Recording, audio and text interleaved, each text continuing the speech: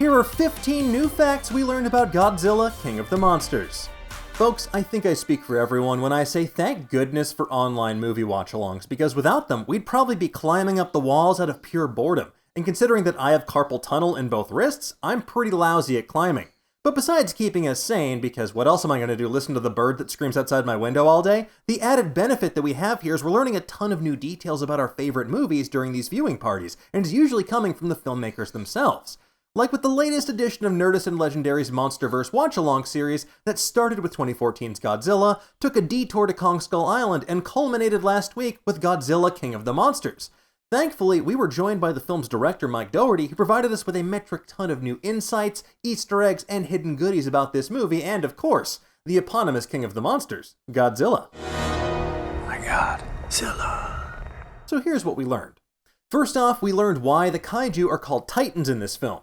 Now, people have asked why we refer to the creatures as Titans instead of Mutos or Kaiju. Number one, Muto stands for Massive Unidentified Terrestrial Organism, so once a creature is identified and classified, it's technically no longer a Muto, so Monarch had to come up with a new term, Titan.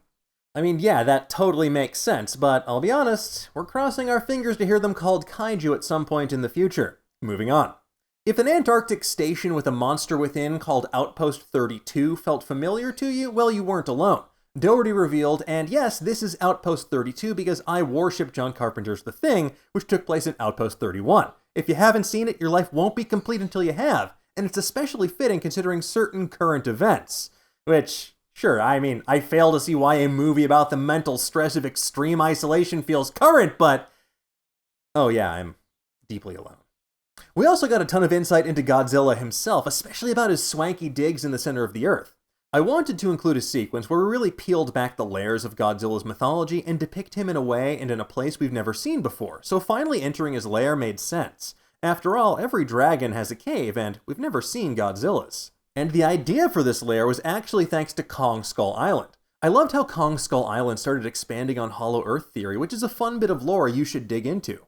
So I wanted to be sure to utilize it even more in this chapter, especially as a way to explain how Godzilla manages to get around. That's how he moves around so fast, just like zipping around. Everyone look sharp. Honestly, hearing this is a huge relief because our overanalyzing nerd brains can now rest knowing there are multiple ways for Godzilla to travel vast distances without being noticed because, you know, he's Godzilla and he's dummy thick. I knew I was right. I told you, Chen. Shut up, Rick. We also learned more about Godzilla's interior design sensibilities.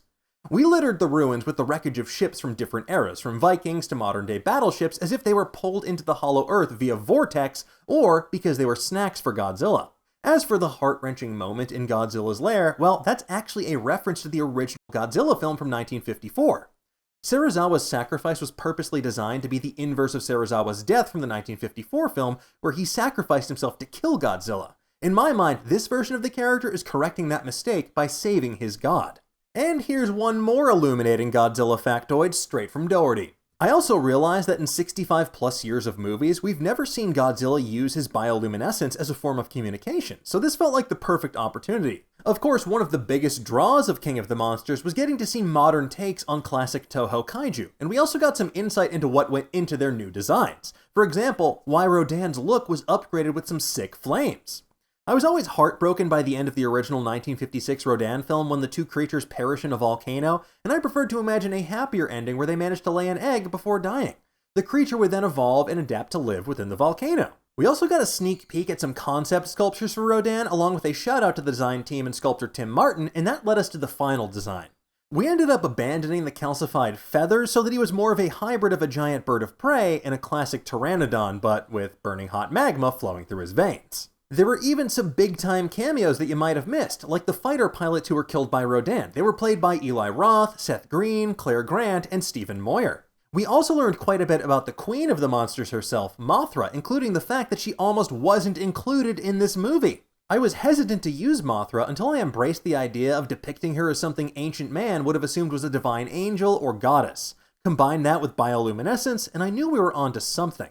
Dougherty also added, Mothra's stinger was obviously a new idea. It was born from the concept that she lived in a pretty vicious environment full of predators and would need an equally harsh method of self-defense. Now, of course, we'd be remiss in our duty if we forgot to mention that three-headed rabble-rouser, Ghidorah. For those of you upset that Ghidorah munched down on so many people right away, well, Dougherty offers this defense. I think a few people complain how Ghidorah wouldn't bother eating something so small, but if you were frozen in ice for 10,000 years, I promise you'd eat Sally Hawkins too.